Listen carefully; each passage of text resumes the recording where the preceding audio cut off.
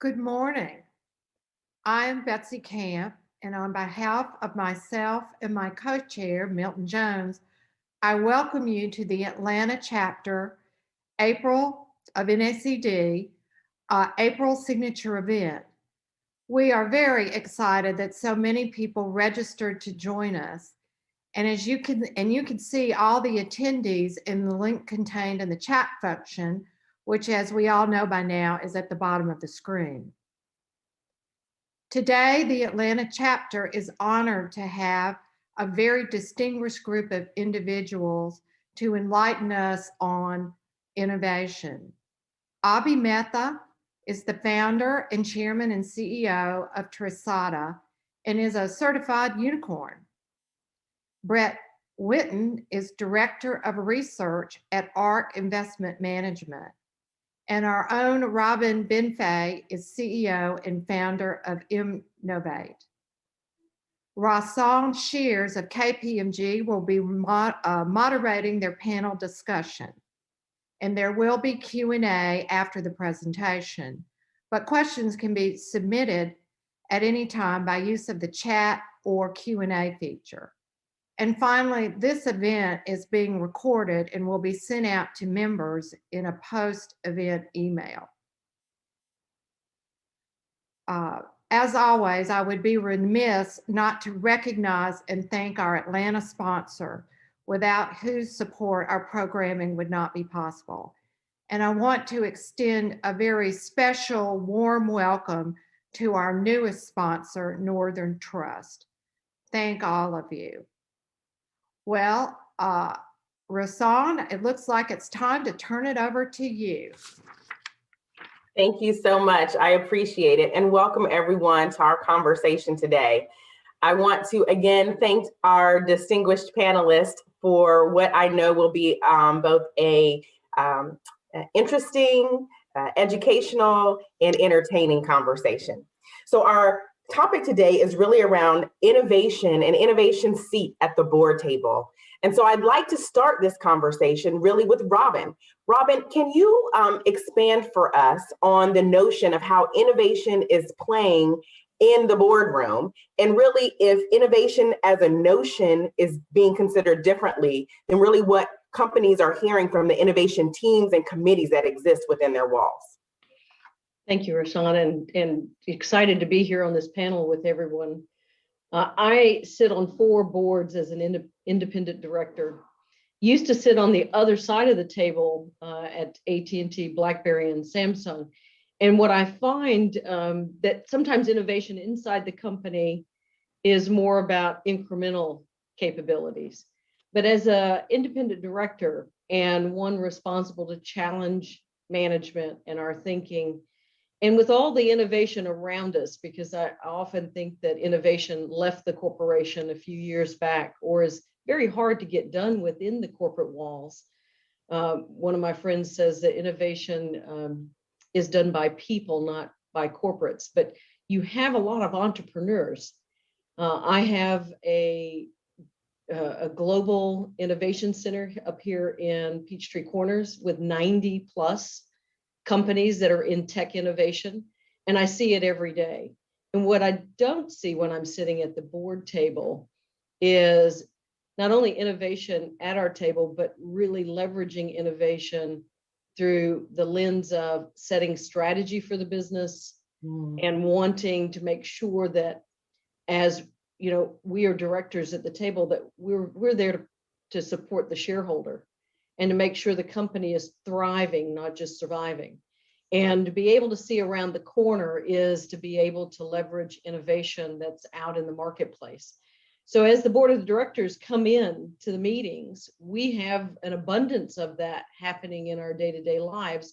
And often we'll sit at the board table and listen to some of the presentations and just kind of wonder why we're not seeing the innovative, that innovation in the day-to-day operations of our teams, but it's in a separate group or in a separate committee. So Robin, that is so important because it's just this notion that innovation left corporate and innovation happens differently. It really makes me think, Abhi, about something that you said, where you talked about how innovation is more than just redefining a business model, but it's really about getting past that and really thinking about modernization in a different way. And so I wonder if you could share with us kind of how you're thinking about the past modernizations and how boards can harness this notion of innovation, be it inside or outside of their walls, in this post-pandemic environment. What do they need to consider? Rahsaan, thanks for the question. And for those of you who are expecting a unicorn horn, thanks to Betsy's introduction, I'm sorry to disappoint you. I personally am not a unicorn, but yes, I'm lucky to run a company that is one. But I really do appreciate the introduction, Betsy. I really like what Robin said, right? The idea of how to innovate as a company. And I think as both a founder of a company, the CEO of a company, but also having a board myself, I believe there's something very interesting going on. And the point that Robin made about it's no longer enough to do the same thing better, faster, cheaper. We can no longer define innovation as taking your supply chain and making more efficient, right? Or outsourcing to regions of economic advantage to do something better, faster, cheaper. I think that redefinition is well underway, and Brett's written quite eloquently about it. When I take a step back, I worked in a very, very large company before I started my own company. I believe Milton and I passed time at the same company where we are now. I realized Milton was going to be on the call, but I fundamentally believe, Rahsaan, there's a interesting culmination of megatrends going on as we speak, which we may not recognize because we're in it, but may rival the Renaissance. And here's why I believe that. If you look at the Renaissance and what happened in the Renaissance, it was from 14th and 17th century, 300 years, which would really level set our roles as leaders, as board members, and what we have to do for our companies. But there were 3 or 4 contributing factors in the Renaissance that I think have reemerged. One was all around the idea of increased interaction. The Silk Road was at its peak during the 14th and 17th centuries, right? Centuries in the making, but at its peak. And number 2, and I think we are seeing the same emergence of what I call digital Silk Roads in the world today, right? The second is the idea around the spread of how do you take philosophies and spread them rapidly. We were joking right before this started on the rise of social media, but we are seeing the same thing happen again, where you take the philosophies, the culmination of bold things, and the rapid dissemination of that is fundamentally democratized. And the same thing happened in the Renaissance, right? The big idea in the Renaissance around humanism, where Petrarch took what Cicero wrote in 600 BC and came back to talking about humanism and what humanism meant to culture and society. And the last one, and it's unfortunate it's going on this way, was the impact of the Black Death. If you look at history, the world was just recovering from the greatest pandemic ever. And yes, I know we've had a very tough year and we haven't been able to travel or go to the beach, at least some of us haven't. We leave Larry Ellison out of it and his lovely abode in Hawaii.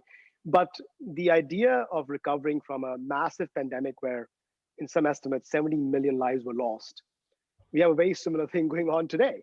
So you take all of those things together, Rahsaan, and I think what I call is the new 3 Ps every board and a board member, not just the executive team, has to pay attention to. And I put them in planet, the rise of ESG again, platforms, data and digital, and pioneers.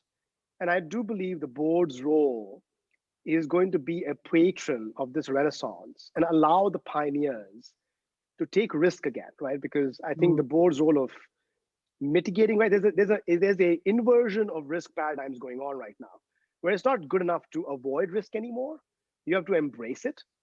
And how that is done and how that is rewarded and how that is encouraged. I always tell my board members, the biggest role of a board is to encourage courage.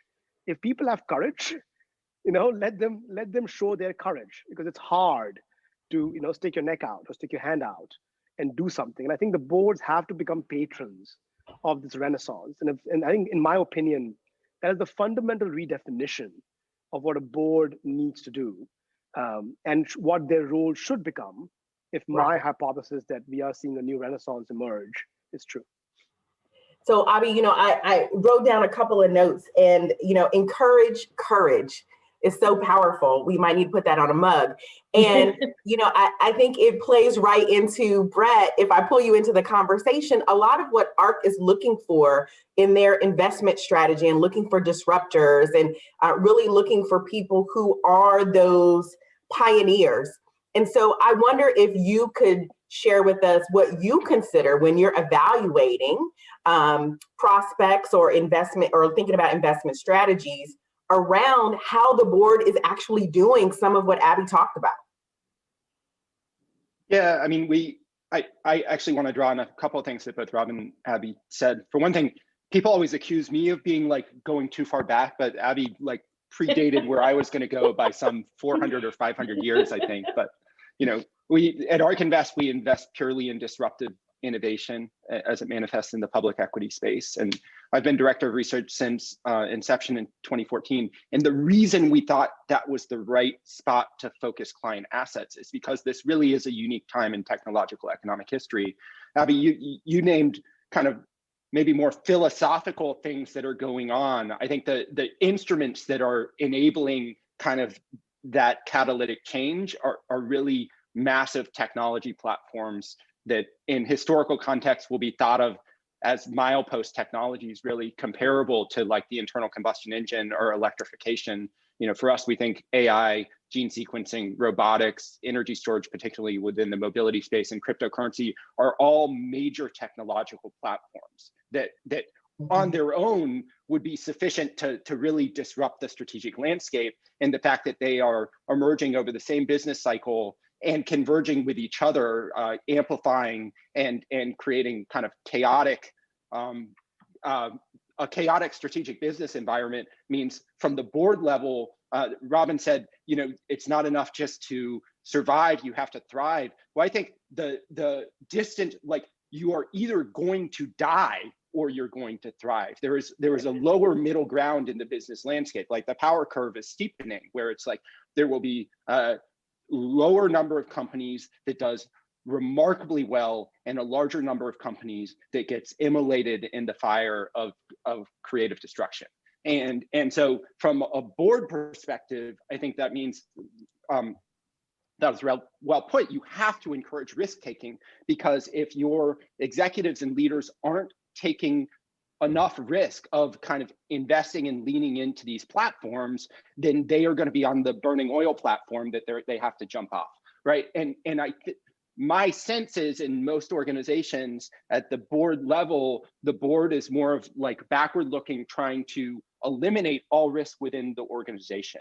And in this new environment, I do think it's you have to be forward looking. You can't be like ESG, one of the things that bothers me about that is that's typically a backward facing measure. You will have companies score poorly on ESG because they haven't done a full carbon accounting, right, while they are, driving basically like the electrification of kind of the automotive fleet forward. And so kind of even from a shareholder perspective, I have a lot of problems with some of the ESG metrics as they're presented. And similarly on governance, Abhi, you mentioned pioneers.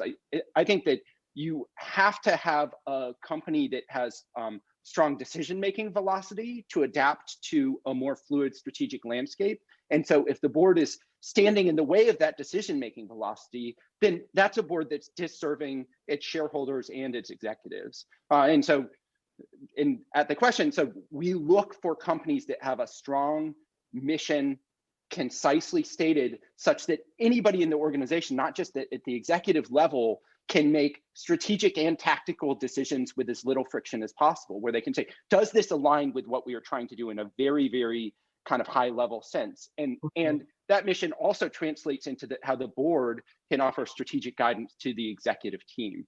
Does this align with like the exact mission that you're going after? So that's one of the screens we use, but. Oh, I appreciate that, Brett. And you, like this notion of creative destruction, and how the view of risk and the board's responsibility around risk is pivoting, where the notion of risk mitigation is really to avoid being caught up in this creative destruction and being on the wrong side of that equation.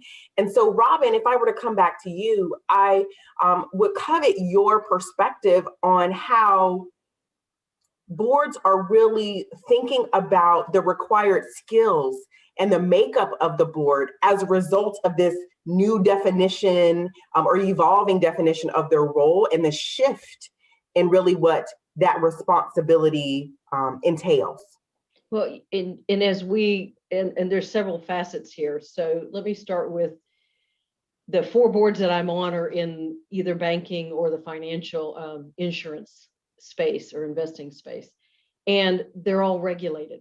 So there's this natural propensity to be risk adverse. So when you think of innovation, where you're embracing failure fast or you're taking a risk, there's already this predominance of risk adverse culture where people have sort of gotten in trouble in the past for doing things in a fast and fluid manner without all the right tracking and tracing, and they've gotten regulatory smacks on the hand.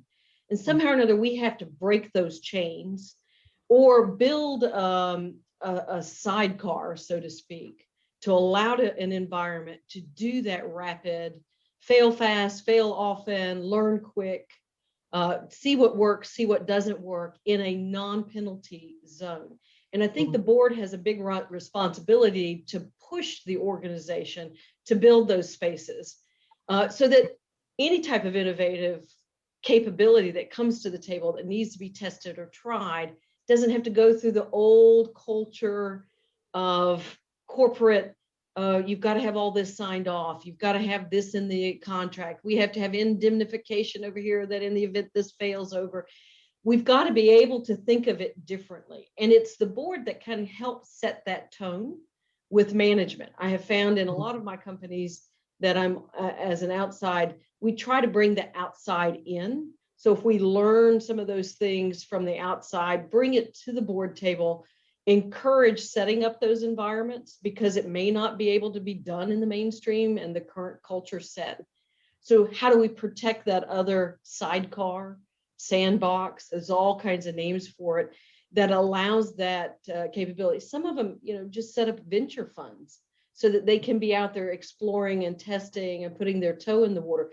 But what I see that as is, okay, they're sort of investing in that space, but they're really not learning and bringing that learning into the day-to-day operation. So how do we get those two things to mix? So we've got a lot of work to do, but I really believe the board can set that tone. And so one of the things, we talked about before is how this shift, right? And really what you talked about, Robin, is creating a bit of a day of reckoning for boards, right? It's upon us. And so I wonder if each of you could consider, and Brett, maybe we start with you. What are the questions that the board members should be asking themselves to make sure that they are being thoughtful or considerate about how they expand the talent on their board, or what they're doing to fulfill kind of this evolving responsibility and this new definition of their responsibility? It's a good question. I think that my opinion would be that you have to have some kind of technological talent, and probably skewing younger within kind of the steering function of your organization. I think that in some ways,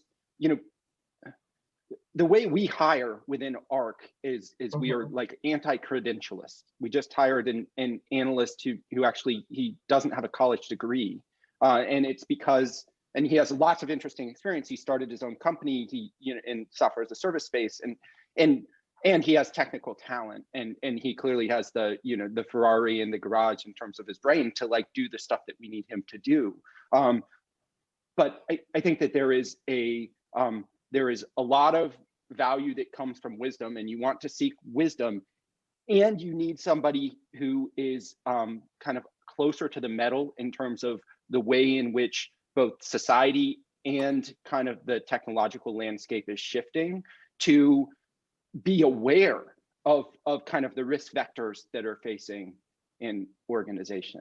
And so, Brett, that's really powerful, right? This notion of, and I apologize, I didn't mean to cut you off, but I just wanted to triangulate on this notion that seeking wisdom and the definition of wisdom is not the traditional definition of wisdom, but figuring out how you get closer to kind of the pioneer mind and thinking and that platform and that technology, and that you need to be intentional about seeking that out and not be constrained by historical definitions of where you have to go fish to find that wisdom that you need to be able to make those differentiated decisions and to consider risk differently. There's a struggle because when we go to the traditional recruiters to bring new board members on, they look at their credentials and age. I know that's an interesting thing, but it's part of it. And for the 4 boards that I'm on, I didn't go through the normal process. I'm a technologist. I'm very curious. I wrote another patent last year. And yeah, I'm old. So Brett, some of us old people still are very curious and still on the metal. So it's best of both worlds, actually. So you can't side on that. And Abhi will know we bring people to the table to have this conversation, to kind of come in with a 2x4 in front of the management team and the other board members to say, we need to shake this up. You guys have been watching this movie for the past 5 years and the movie hasn't changed. So we need to, the movie around us outside the door has changed, but the one here in the room has not changed. And Abhi, I know you have a real point of view on that. So I'd love to hear from you because this is right up your alley. Yeah, I think there are 2 things a board needs to, back to your question, Rahsaan, needs to definitely be asking. The first one has to do with, we used to use this terminology. I started my career in America in banking. The people who run the bank have a different DNA than the people who need to change the bank. Mm-hmm. So I think you have to ask yourself that question. Do I have the stewards, not even the pioneers, do I have the stewards in my company? And I agree with both Brett and Robin. I don't think wisdom has to do anything with age, whether it's, Da Vinci, Michelangelo, or Elon Musk, it doesn't really matter. I think it all comes from the ability to take risk and be okay by failing, right? The very definition of entrepreneurs. I hate the term intrapreneur because, you have no risk when you're trying to work in a large company. But the idea of finding the people who can change the organization is the first question to ask. Do you have them? If you don't have them, can you bring them on board? Because along with the technological revolution that Brett accurately talks about, there's a war for talent right now like never before. Yeah. The classic, when I spoke in 2010 about a new data revolution where data is the fundamental asset of every company and will transform business models. The premise was quite easy. 60 years of an economic cycle, every business model written on the Porter School of Economics has hit its growth trajectory. If you're growing at 2% GDP, you're not gonna be around. I agree with Brett. There's a binary. You're either dying or you're thriving. There is no secondary option. So I think you have to ask yourself that question. Do I have the change makers? Not the taste makers, because that's incremental. Do I have the change makers, right? And if there are people who have lived their life for becoming a CEO to fly the private jet, you need to fire that CEO. That's not the guy who's going to get you, who has the hunger, or the burning desire to change something, right? They're too comfortable. That's the first question. Do you have those stewards? I think the second question is, we have to readjust. I have the luxury of having grown up in India, in the East, and call America home. We have to repurpose the triumvirate of an organization defined as shareholder, customer, employee. And for too long in a capitalist society, right? Back to my, the humanism idea that I do believe is coming back, right? Cicero may have talked about it. My apologies, Brett. I'm taking us back a few centuries. May have talked about, but I think there's a new economics of humanism being defined. So yes, technology changes are important, and yes, will be the milestones that we will pivot companies on. Yes, people matter, but fundamentally, every company, whether you're B2B or B2C, is about the customer. and customers are changing. So this redefinition of humanism will fundamentally alter that triumvirate of shareholder, customer, and employee, where customers, you have to put customers first. You can't put shareholders first. If all you're worried about is buying back stock and raising dividends, good luck, guys. That economic model is gone. So I think, how do you rebalance the three core stakeholders in your company and start to put the customers back in front of everything you do and understand what they are telling you, whether it's items around race, diversity, inclusion, the planet, because I agree with Brett also. I guess that's where in the panel we agree with each other a lot. We'll disagree on something. ESG, ESG has become like Tupac. Everybody thinks he's gone, but he keeps coming back, right? And we have to redefine it. So I think the planet, putting those value systems at the core of redefining the importance of your stakeholders is very important. It's not just, in fact, if you keep putting shareholders first, you'll be on the wrong side of history.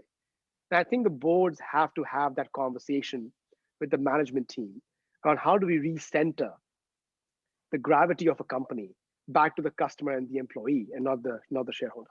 Those are the two things I would recommend the board needs to start doing. And so just to build off that. Yeah. Sorry, just to build off that for a second. I think like one way to think about it is like there is an extinction event coming for companies, right? And you can see it in specific industries. Digital wallets are eating retail bank branches alive. In the automotive space, they're basically a half decade behind heavily investing in electric drivetrains. I can go through all of the technology platforms we focus on and name the incumbent industry. Linear TV was basically Wile E. Coyote for about 5 years, and now it's fallen. And so with the idea that there's that extinction event coming, if you as a board are encouraging your executive team or enabling your executive team to try to scrape cash flow off the dinosaur business before it basically totally falls apart, you're misserving the sustainable shareholder, right? It's you have to figure out how to take that resource and be reinvesting it in the platforms. The winners, like where the winning spot is going to be worth, a huge amount of cash flow at some point. And probably the best way to focus that energy is to get yourself in front of the customer in a productive way, which is what Abhi's saying, where you can't, if you're focused on incremental cash flow to the shareholder, you are sacrificing future cash flow by robbing yourself of investment in the platform that will provide the service that customers ultimately are going to want.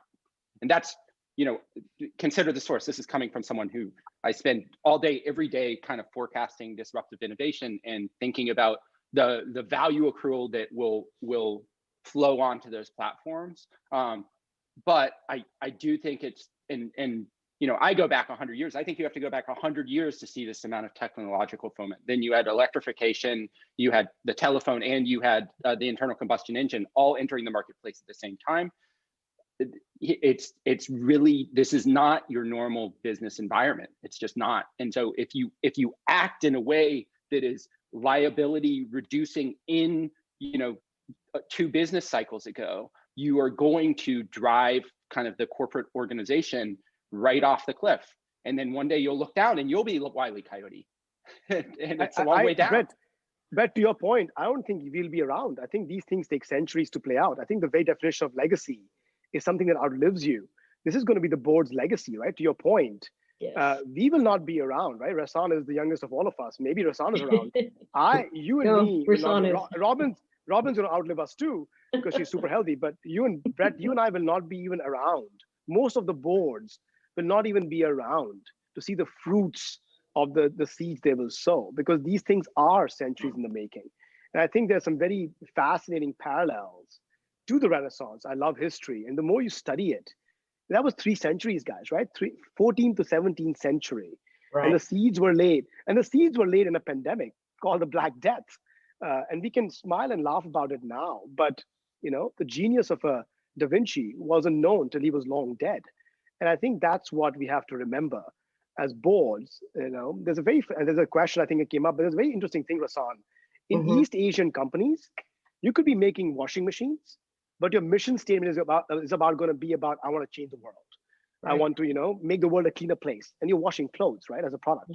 I think that philosophy of what impact do you have on society, on humanity, on the Yeah. planet, has to re-enter, a very capitalist mindset. And we should not look, the history will look at us not very well if we forget what's happened in the last 12 months with race, with diversity, with the issues around global health.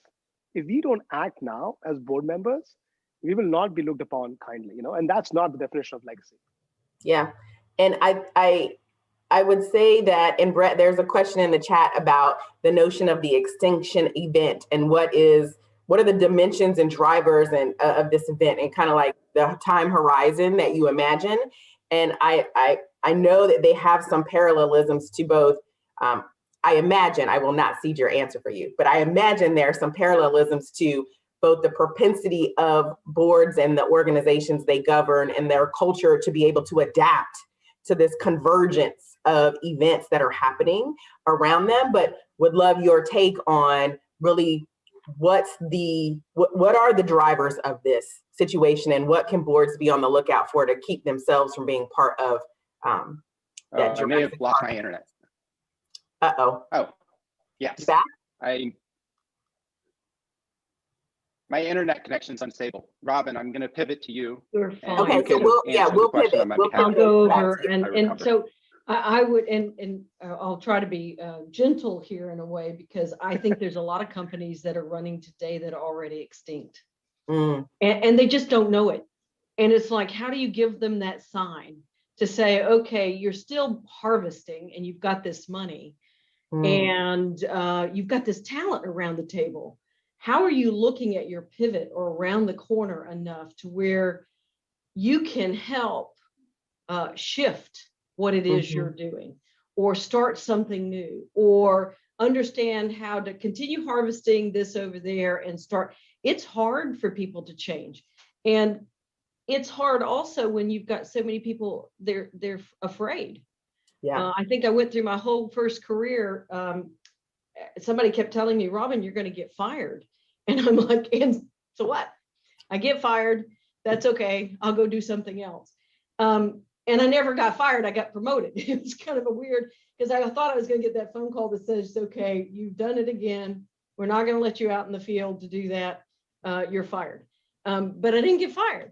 So I think you have to figure out how to find those people and have those change agents in your organization. Protect them a little bit. They're going to be a little different. It's going to feel different. It's going to be uncomfortable. If you can't do that, how do you build that sidecar, that other organization that will allow you to build those paths or pathways to what you're doing and working on that may be making money right now and is going to be extinct, can actually pivot into the new and be part of the new. Robin and Rahsaan and Brett, and I think there's another issue going on. There's too much noise in the ecosystem. I don't know, Robin, what do you think about it? There is so much going on, right? There are smart people like Brett talking about, electrification and all the other and the technological revolutions. There's this huge thing around defining the economics of humanism. There's the pressure on the planet. I wonder if one of the roles the board can perform is to filter the noise. And because as an executive team, and I have an executive responsibility to my own organization, you have to also do the basics, right? You've got to hire people and fire people. You've got to meet objectives. You've got to make sure that you are delivering product in the market that serves a business need. And then there is these massive tectonic shifts happening. And one of the things I wonder, I don't have an answer to this. I posit as an idea.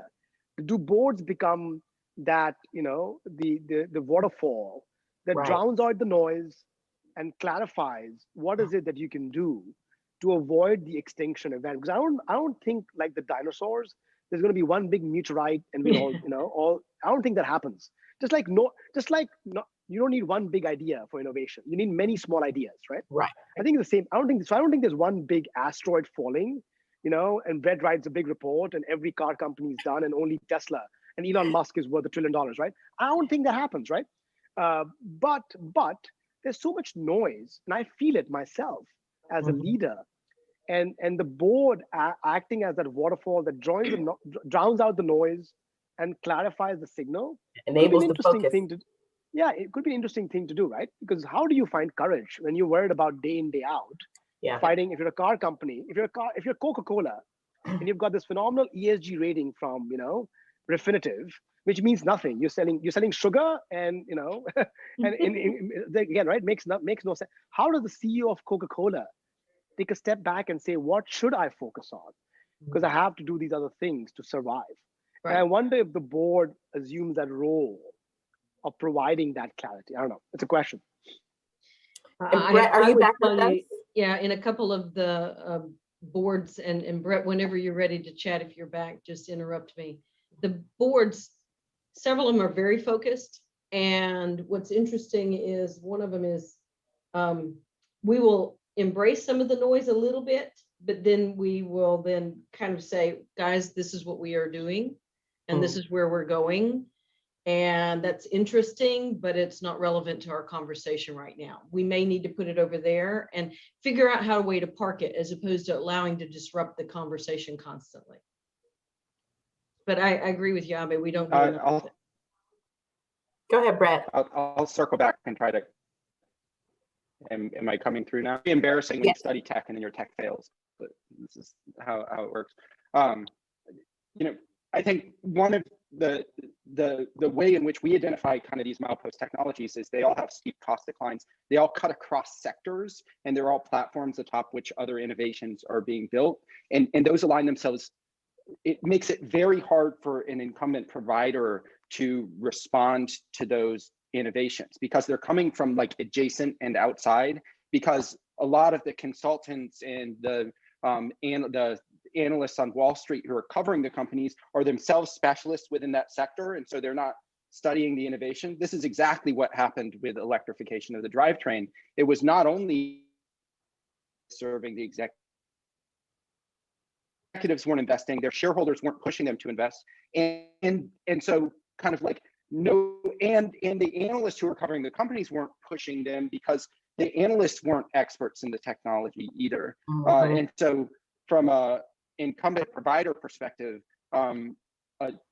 across sectors, if you look at the way returns accrue to technology, you end up with extremely valuable companies that and very few of them. And so, people were surprised, oh, $1 trillion company, that's amazing. I think you're going to have $50 trillion companies, and those $1 trillion companies are going to make it very difficult to exist profitably in kind of this mid-sized range across a number of sectors because of the kind of natural monopolies returns to scale of kind of data and AI and how that ability to deliver services. And regulated companies are actually in a really challenged, strategically challenged position, because you have kind of interface companies that are designing themselves on top of these regulated kind of geographic pockets, and then feeding into the different geographies and extracting the economic resource out of the regulated layer across industries. You can see it happening in telecom. I think it's going to happen in banking with Stripe. So there's just a lot of reasons to believe that, the business, your business survival risk is elevating here. Yeah. Right. And so then with that as the context, then you have to be looking at, okay, how do I lean into and grow and take advantage of the technologies that are cutting into my sector? Because if I don't, I'm going to end up in this, scraping cash flow off, and then suddenly there's no cash flow to scrape, and I'm dead, And so that's so I agree, Abhi. It's not one asteroid. I think it's 5 asteroids. Right. And maybe, and the asteroids are combining together to create like Voltron type mega asteroids that are coming for different industries, right? Where there is like such a technologically fluid landscape that unless you're looking for that, you have to, expect that it's coming for you in some way. It's coming for your cash flow. It's coming for your customers. Brett, But I want to go back to something Robin said right at the beginning, Robin. I think it's a very interesting point you made, Rahsaan, to your thing about how do you innovate, right? Back to the how do boards innovate? And first of all, Brett, I think we can rest the argument forever. East Coast has better technology than the West Coast because our internet is fine, and you're clearly sitting in Silicon Valley, can't get a video call done. So we'll never argue that ever again for all my East Coast I friends. love it. But I think the point you made, Robin, is a very good one, which is do incumbents to all of the risks we have talked about, right? Back to the original focus, Rahsaan. How do boards help companies innovate? Is back to Robin's original point, as an incumbent, do you have to look outside? And it's a very interesting point that Robin started with, because here's another interesting observation. Capital is limitless, right? Money is cheap. The Fed will keep printing money.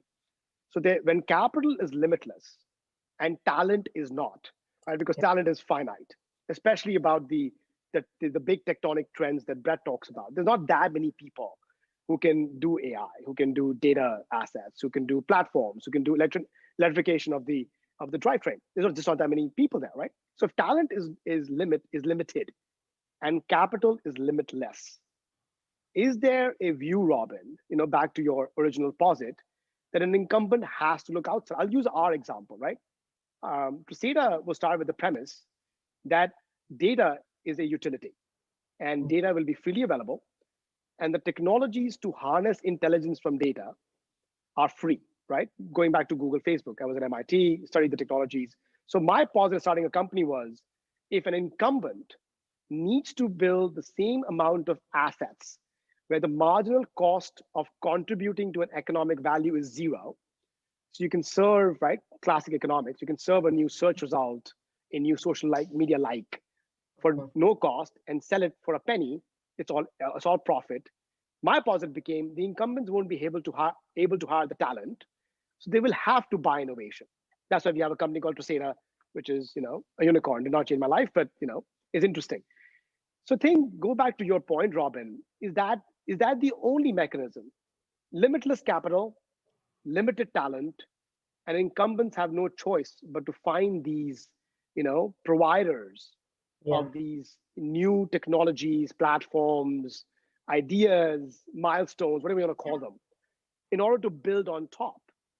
Because maybe it's okay for you to figure out what your core as a bank is owning the risk and not the technology, right? Even though you're a technology company, and maybe you are building on platforms, right? As the fintech providers are proving. So maybe there's a redefinition of what core is. Maybe there's a redefinition on what partnerships look like and relationships look like. And maybe you have no choice but to look outside because capital is limitless and talent isn't. And talent will go where capital is most efficiently utilized, right? So it's an interesting thought, Robin, that you started with. I'm kind of coming full circle. But maybe the incumbents have no choice but to look outside, right? And again, it's a question again. No, I'm with you. I think the incumbents have to look outside. I think they'd be wrong to think that they're going to be able to grow this within their talent pools. I think they're going to be always struggling to bring that type of talent on, because if you bring the talent in, you can frustrate it really quick and it leaves. So you want to figure out how you embrace the outside and maybe figure out, like you said, your core strengths. So I mean, it is not the bank's core strength to really understand AI and build the next big AI engine. And they have to go look for this. They have to go work with somebody who's doing that in this space. And do they have a lot of data? Yes, they sit on tons of data. Do they do anything with that data? I had a conversation with a data team yesterday, and I just across 15 companies, and none of them looked at their data as an asset or even a commodity to be used. Even for them to even turn that data into some way to generate revenue or learn more about their customers. And it's just, here we are in the age of, that should be the first thing you're thinking of. I know my customer. I know my customer so well. I had talked to, and I won't use their name, a hotel chain. And I basically said, every time I fly into New York, I stay at the same hotel. I've done it for the past 10 years. And when I show up to the front door, you act like you guys don't know me. And I said, but you know me. You have me on your loyalty app. You know when my flight's going to land. You know exactly which room I'm going to want. You know that I'm going to call down and order the salad with the salmon on it, whatever, when I first come in. Why can't I just do that and tell you about it? And you just send me a note saying, hey, Ms. Bienfait, this will be done when you get there. And they're just now getting around to doing it. But they know me. And you're like, okay, but then when you show up there, it's that relationship with your customer, which is really going to be the groundbreaker for people to move forward, and where the money is. And so back to Brett, yeah, you can't focus always on the shareholder. And the same, Abhi, the shareholder wants you to thrive and please your customer, because if you're making your customer happy, they're going to stay with you and spend more with you. Yeah, I think there's it's a that. corporate. Go ahead. Sorry, go ahead, Rahsaan. No, I was just saying, to your point on that hotel, Robin, I remember giving a talk almost 15 years ago. I said, all right, Google knows what you search for. Facebook knows what you like, but you as a bank know what people buy, like actually purchase. That's the most important signal anyone can have. You know where money is being spent, yet you do nothing with it. I think there's just been a laziness. And the bank is one example, right? I think there's a 50-year boom cycle. It's just a corporate laziness, right? Which is, I can make money, it's easy to do. A CEO's tenure is what, 6 years on average, a typical CEO tenure? And he or she's more worried about making sure they don't get fired in the 6 years, don't land in jail in the 6 years, don't get, a issue and their options are worth something when they leave, if, hopefully. And you look at these things and there's just this laziness to why reward Robin? She's going to show up, right? And now you have Airbnb that owns no real estate and is the most valuable hospitality chain in the world, owning no assets. Right. And this is this corporate laziness, right? To your point, Robin, but Robin's going to be here again till one day Robin won't show up, right? And she'll be having a salad somewhere else, and you'll say, shit, we should have treated her better. And it's too late. So, and Brett, I wanted to pull you into this conversation. It's like we heard these nuggets, right? Which is redefining that North Star. And that was a question someone asked, this notion of that, the idea of needing to look outside and being able to see across multiple vectors versus just where you are, and being that insular. And a lot of this in my mind comes back to culture, and having a culture that enables kind of that kind of thinking, enables easy integration of new assets and new ways of thinking and new ways of considering.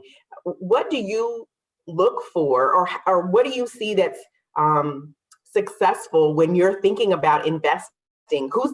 What are the elements of somebody who's getting it right? Or what are you looking for if nobody's getting it exactly right? Yeah, I think the tactical things you can do unit, it's right out of kind of Innovator's Dilemma, kind of like creating a protected innovation space. Invest in innovation, we could invest always in IBM or something, because they lay out the PR of the things they're supposedly R&Ding, but a lot of that our shop, as far as we can understand it. Kind of, I think that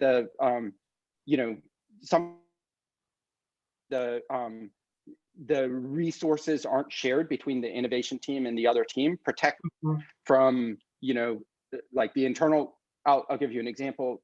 Porsche put a gearbox into its electric Taycan, and I'm sure it's because they have a great gearbox team who was like, oh, we can gear this thing to really drive performance. But it's not a decision that makes sense within kind of like if you were to round up an electric vehicle. And so kind of like there's this tendency for expertise that you have to try to be the expertise that you then utilize, or on the telecom side, AT&T sold off its wireless spectrum prior to the breakup in Baby Bells, because McKinsey told them there were only going to be 1 million cellular subscribers 2020 or year 2000, which was off by 100x. But AT&T wanted that answer. They wanted to invest in fixed line video calling, and they'd been trying to do it forever. And they thought their fixed line assets have to be worth calling.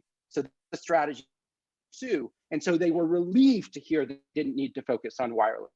They were willing to get rid of that asset that they didn't to buy back for tens of dollars. Yeah, I got called into a strategy session when I was at AT&T. This is a long time ago, so I can talk about it.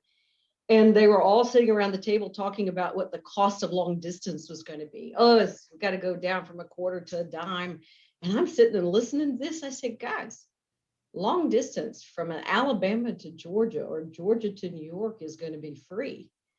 And we're not going to do it on voice. We're going to do it on data. I didn't get invited back to the meeting. So I didn't get to come back. Now, when I went to work for Samsung was quite interesting.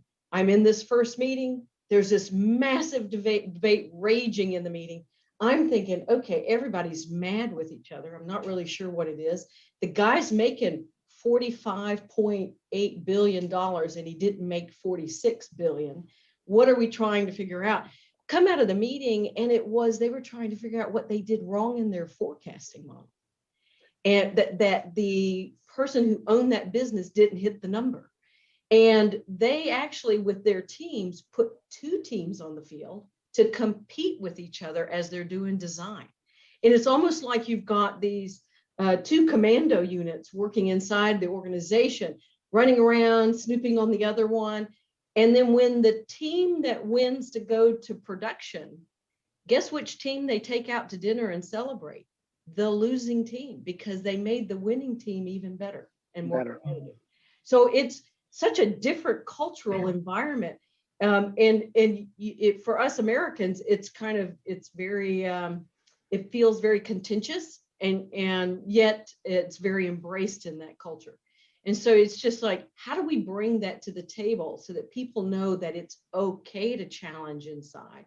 It's okay to disrupt something. It's okay to say no to your boss or push back on something without fear of reprisal and being fired. I mean, that's just such a hard space to answer. So that's why I always go to, you almost need to protect a space for an organization to do those crazy things. For me to automate AT&T's global network, I did it, and we called it we did it kind of quietly, submerged under the table. We didn't tell anybody about it. We had a project named for it. I even got called on the Friday when we switched the network over to automation by the CEO at the time. I won't mention who that is, who basically asked me what I was doing because we now were able to lay off 20,000 union employees, which was not a very popular thing to do. And yes, automation, AI, it changes the nature of our work, but we need to embrace it because that change of nature of work puts people more in a position to focus on the customer, to be engaged with the customer, learn more in that creative space. And we don't think of change as positive. We always think of change as impactful and negative. And we've got to, the cultural environment's very hard to shift. But I also think, Robin and Brett, I think there's something going on in the world as well, where if you look at the 70s and the 80s, the leaders we celebrated, right? You have to also celebrate the change makers. And we have to remember as humans, our value or our worth isn't about what we were able to protect, but what we were able to build. Right. And you had this economic landscape in the 70s and 80s where the Jack Welches were the dons of industry.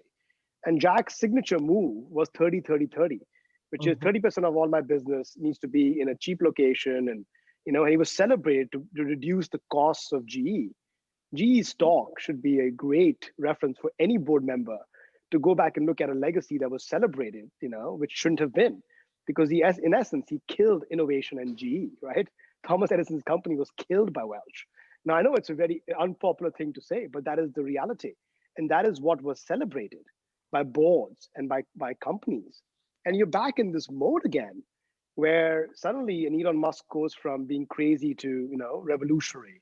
And I think we need to celebrate more revolutionaries because they may seem, whether there's the PayPal mafia, and it's not all East Coast, right? Whether it's what's going on in the World Economic Forum, not with the rich people in Davos, right? But the things we're going to push with this thing called the Global Vanguard Group. How do you celebrate people who are willing to take the risk, Robin, to your point, and willing to fail?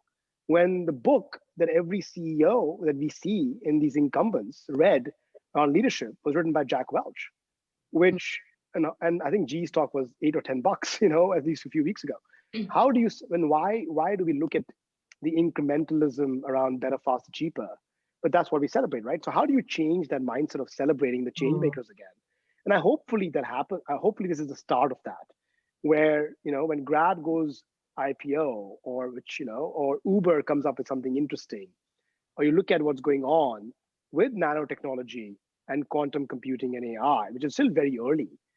And you look at someone saying, yes, but I'm not going to solve a problem this way, because binary is not how you solve big problems.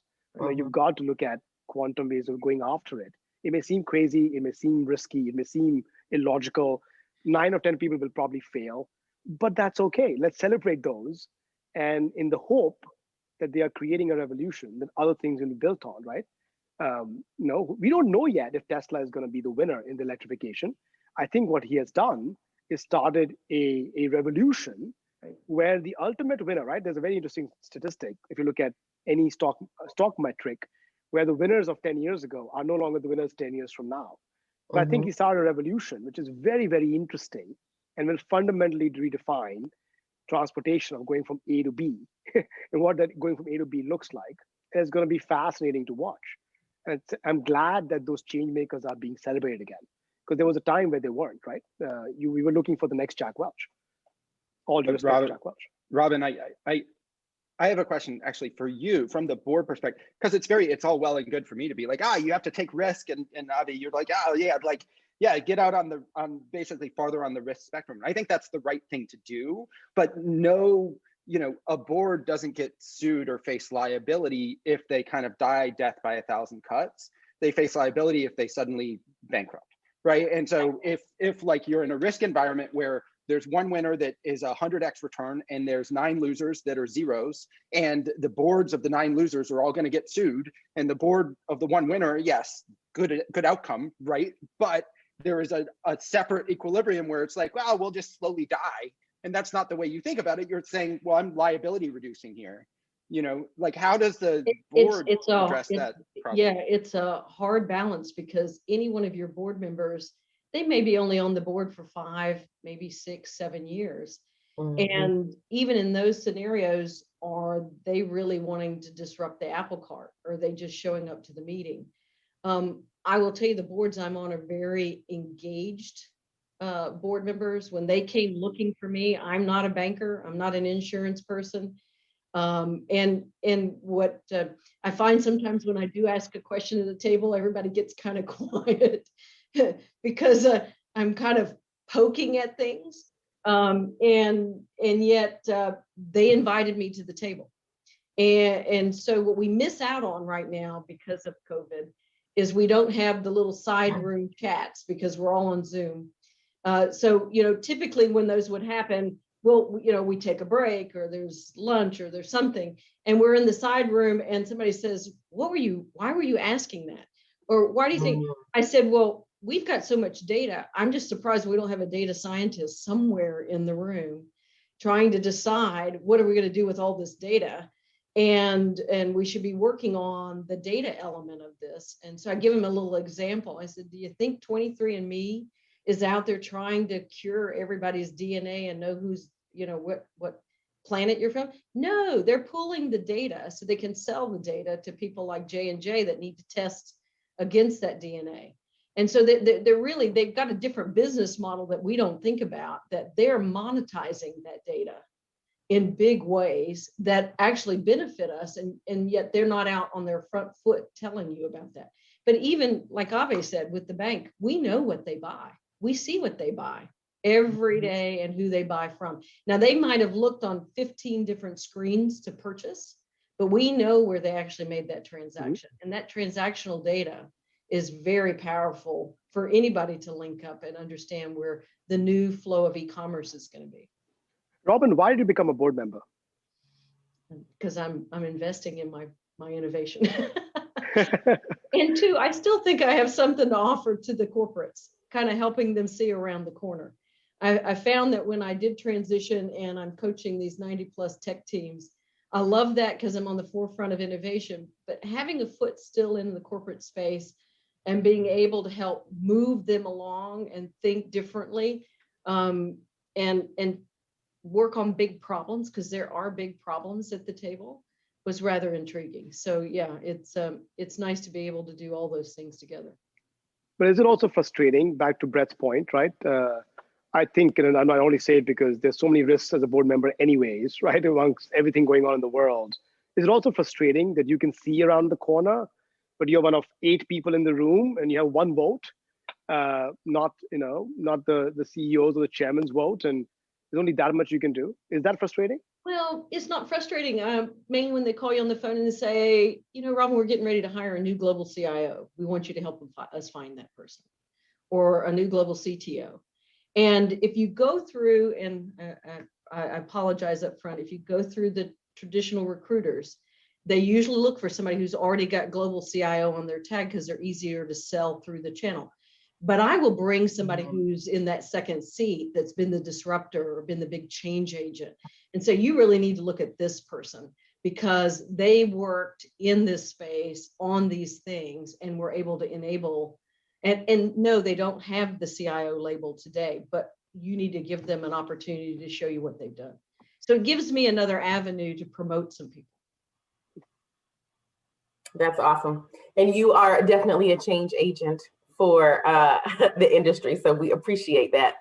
I wanted to bring us back to one thing as we look to round out our conversation, back to the core. What is the role of innovation for the board? And so I would challenge each of you, new question, they're thinking on their feet now. What is the thing you would give to the membership today to consider?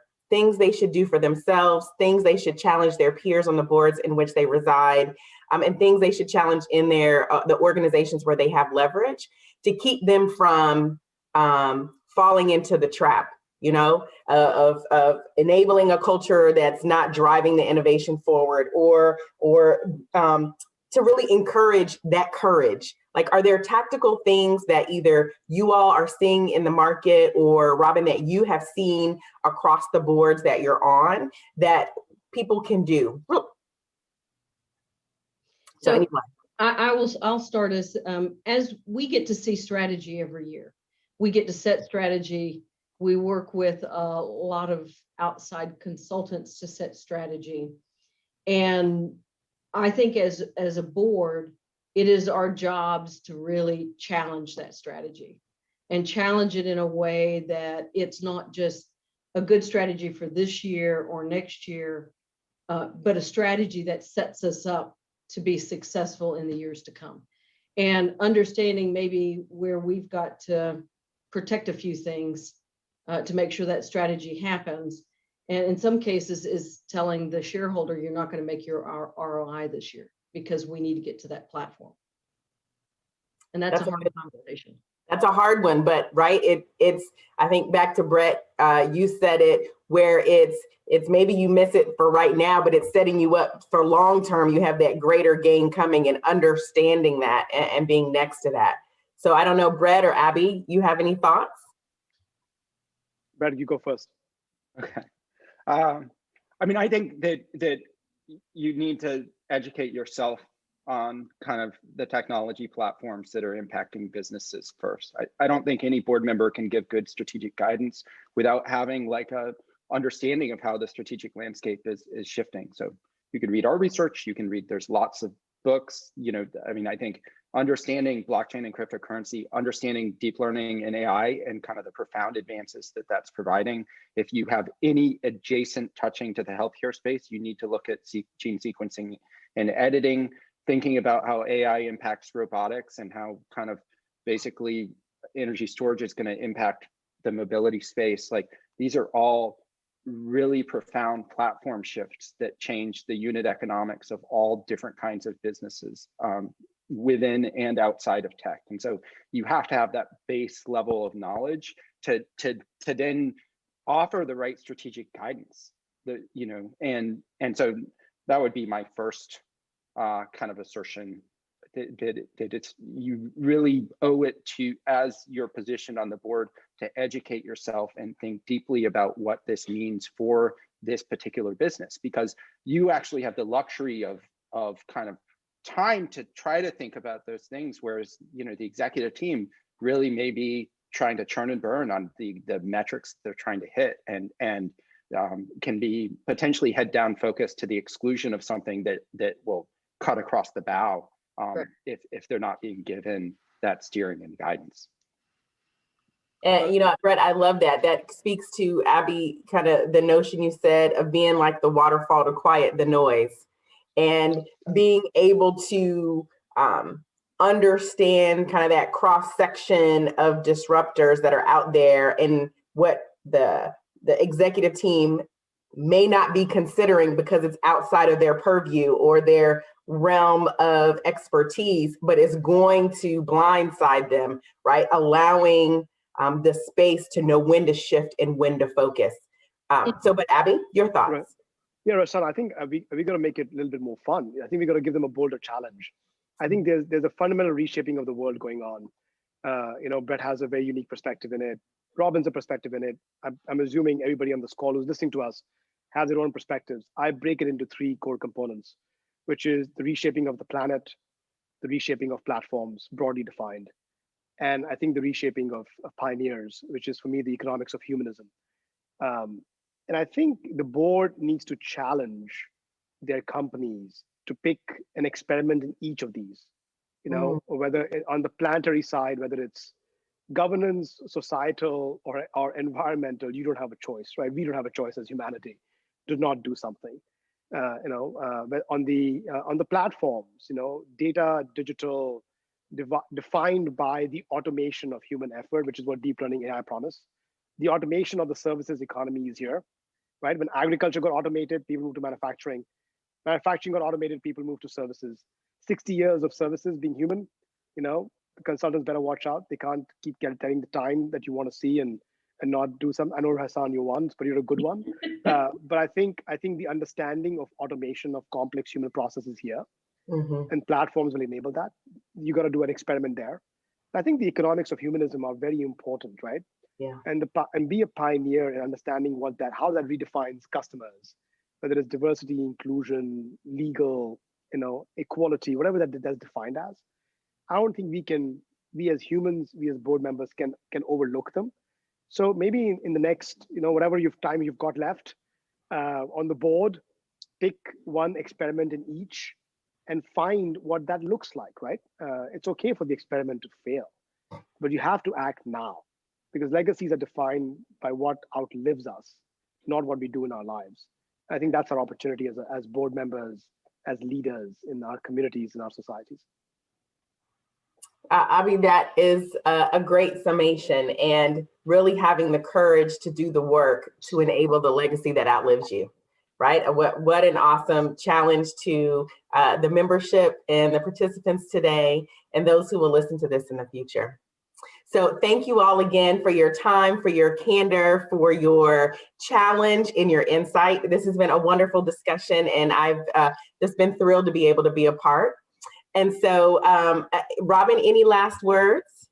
This has been fun. Thank you so much. I think all of these things are great things to take back to the board. So it just fills me with a bucket full of things to go work on. I appreciate it. Rahsaan, also huge kudos to you for being a phenomenal moderator. So thank you for moderating. I appreciate it. Absolutely. Thank you so much. All right, Betsy, we'll hand it back over to you. I got notes, like pages and pages and pages of notes. This was a wonderful presentation. It honestly pulled so many things together for me, and I can't thank all of you enough for being part of this panel. I think it's one of the best panels on innovation we've ever had, and that I've actually ever heard, and it's coming at such an amazing time to be able to have thought leaders like you speak to us. It's really important to me that boards be the solution and not the problem. And going forward, challenging strategy, educating ourselves, being a waterfall, all of those things are great takeaways, and I'm certainly going to take them back to my boards. So thank you.